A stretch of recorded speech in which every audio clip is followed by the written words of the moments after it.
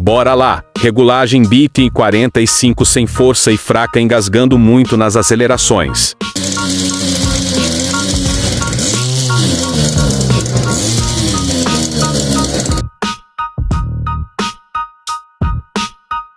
Primeiro vamos conferir o filtro de ar como está, logo após a saída do escapamento, ver se não está obstruída por carvão.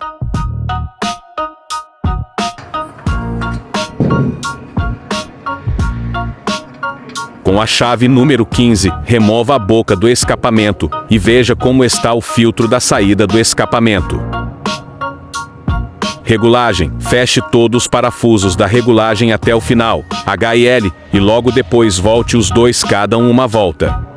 Padrão para começar a regulagem dela é uma volta em cada. Se não ficar bom aí vocês abrem a regulagem mais um pouco, ou feche se necessário.